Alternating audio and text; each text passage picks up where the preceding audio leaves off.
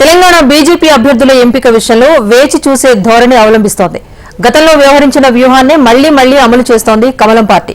2018 కంటే ఇప్పుడు కొద్దిగా పరిస్థితి మెరుగ్గా ఉన్న అభ్యర్థుల ప్రకటన విషయంలో ఆలస్యం చేస్తోంది. పార్టీలో సిట్టింగ్ ఎంపీలు, ఎమ్మెల్యేలు, మాజీ ఎంపీలు, ఎమ్మెల్యేలు ఉన్న వారి పేర్లను మొదటి లిస్టులో ప్రకటించడానికి అవకాశం ఉన్నా కమలం పార్టీ మాత్రం వేచి చూసే ధోరణికే మొగ్గు చూపుతోంది. బీఆర్ఎస్ లో టికెట్లు రాని నేతలు, కాంగ్రెస్ పార్టీలో టికెట్లు ఆశించి భంగపడ్డ నేతలను తమ గూటికి తెచ్చుకుని టికెట్లు కేటాయించాలి అనేది బీజేపీ వ్యూహంగా కనిపిస్తోంది.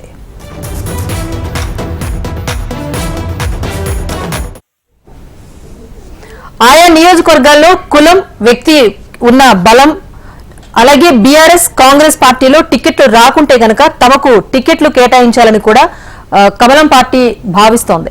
ఇక మొదటి లిస్ట్ ఇవ్వడానికి బీజేపీ అధిష్టానం సిద్ధంగా ఉన్నా ఇంకా కొన్ని పేర్లు యాడ్ చేసి విడుదల చేయాలని కూడా రాష్ట్ర పార్టీ చూస్తున్నట్టుగా తెలుస్తోంది. అయితే నెల 14వ తేదీ తర్వాత మొదటి లిస్టు ప్రకటిస్తామని పార్టీ అధ్యక్షుడు కిషన్ రెడ్డి ఇప్పటికే ప్రకటించారు.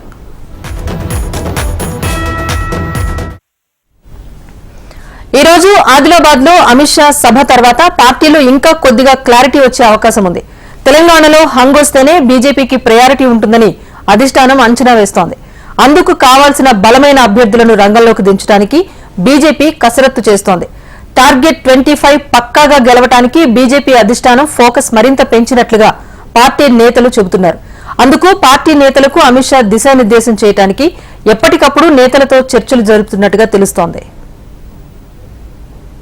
దీనికి సంబంధించి అప్డేట్ ఇన్పుట్ ఎడిటర్ సత్యనారాయణ అందిస్తారు. సత్యనారాయణ, చెప్పండి. ఇప్పటికే బీజేపీ నుంచి అభ్యర్థుల ప్రకటన వస్తుంది అనుకున్నప్పటికీ కొత్త వ్యూహంతో ముందుకు వెళ్లాల్సిన అవసరం ఉంది తెలంగాణలో అని చెప్పి అభ్యర్థుల ప్రకటన అయితే ఆలస్యం చేస్తోంది.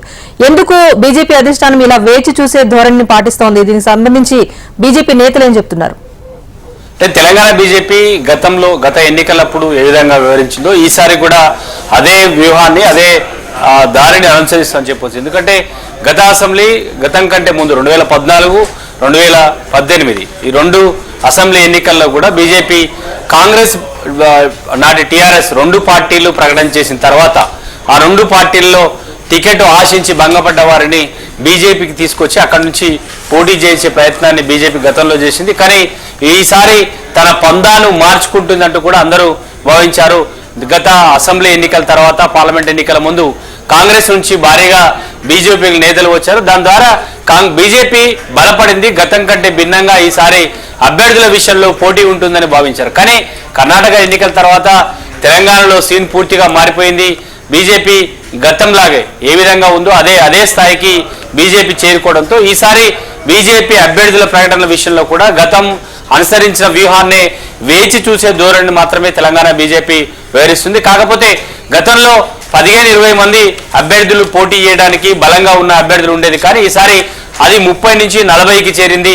ఈసారి మొదటి లిస్టు 35 నుంచి 40 మందితో అభ్యర్థులను ప్రకటన చేయడానికి బీజేపీ సిద్ధమైంది. కానీ కాంగ్రెస్ పార్టీ మొదటి లిస్టు ప్రకటన తర్వాత బీజేపీ అభ్యర్థుల లిస్టును ప్రకటించే అవకాశం ఉంది. కాంగ్రెస్ మరో 2-3 రోజుల్లో మొదటి లిస్టు రిలీజ్ చేస్తుంది. అక్కడ కాంగ్రెస్ పార్టీలో ఎక్కడైతే టికెట్లు ఆశించిన వారి టికెట్ రాలేదో వారిని కూడా బీజేపీకి తీసుకోవాలనే ఒక ప్రయత్నం బీజేపీ చాలా సీరియస్ గా చేస్తుంది. అందుకే కాంగ్రెస్ అభ్యర్థుల ప్రకటన తర్వాత బీజేపీ మొదటి లిస్టును రిలీజ్ చేసే అవకాశం ఉందంటూ బీజేపీ నేతలే అంచనా వేస్తున్న పరిస్థితి. ఎందుకంటే 119 నియోజకవర్గాలకు సంబంధించి 119 మంది గట్టి పోటీనిచ్చే అభ్యర్థులు తెలంగాణ బీజేపీలో లేకపోవడం బీజేపీకి ప్రధానంగా ఇదొక డిఫాల్ట్ గా కూడా భావించవచ్చు. ఇది కేవలం ఒక 35 నుంచి 40 నియోజకవర్గాలకు బలమైన నాయకులు, జాతీయ స్థాయి నుంచి రాష్ట్ర స్థాయి నాయకులంతా కూడా మాజీ సిట్టింగ్ ఎంపీలు, సిట్టింగ్ ఎమ్మెల్యేలతో పాటు మాజీ ఎమ్మెల్యేలు, మాజీ ఎంపీలు వీరంతా పార్టీలో ఈసారి అభ్యర్థులు రెడీగా పోటీ చేయడానికి ధీమాగా ఉన్న నేతలు కేవలం 35 నుంచి 40 మంది సిద్ధంగా ఉన్నారు. వారి పేరుతో మొదటి లిస్టు ఈ నెల 14 తర్వాత రిలీజ్ అయ్యే అవకాశం ఉంది. ఈ రోజు ఆదిలాబాద్ జరిగిన సభ కానీ, ఇటీవల ప్రధాని నరేంద్ర మోడీ మహబూబ్ నగర్, నిజామాబాద్ లో జరిగిన 2 సభల ద్వారా తెలంగాణ బీజేపీ తన వ్యూహాన్ని మార్చుకున్నట్టుగా తెలుస్తుంది. ఇటీవల ప్రధాని పర్యటనకు ముందు, ప్రధాని పర్యటన తర్వాత అనే అంశాన్ని ఒకసారి పరిశీలించినట్టయితే ప్రధాని పర్యటనకు ముందు తెలంగాణ బీజేపీలో ఎలాంటి ఆశలు లేవు. ఈసారి ఎన్నికల్లో ఏ అంశం మీద ఎన్నికలకు వెళ్తున్న అంశం కూడా ఒక క్లారిటీ అయితే లేకుండా ఉండే. కానీ ప్రధాని పర్యటన తర్వాత చాలా రోజులుగా పెండింగ్ ఉన్న జాతీయ పసుపు బోర్డు కానీ, లేదంటే ట్రైబల్ యూనివర్సిటీ కానీ, ఆ తర్వాత కృష్ణా ట్రిబ్యునల్ బోర్డు ఏర్పాటు సంబంధించి కానీ, ఈ మూడు తెలంగాణలో అత్యంత కీలకమైన హామీలు. గత పార్లమెంట్ ఎన్నికల్లో ఈ మూడు హామీలకు సంబంధించిన పూర్తి ప్రాధాన్యతగా ఎన్నికలు జరిగాయి. కానీ తెలంగాణలో బీజేపీ గత ఎన్నికల తర్వాత ఇప్పటి వరకు ఈ అంశాలపై ఎప్పుడు మాట్లాడడానికి లేదంటే ప్రకటన చేస్తుందని కూడా ఎక్కడ అంచనా వేయలేదు. పసుపు బోర్డు విషయంలో ప్రధానమంత్రి హామీ క్లియర్గా కేంద్రం నుంచి లీక్ వచ్చే వరకు కూడా తెలంగాణ బీజేపీ నేతలకు అంచనా వేయలేదు.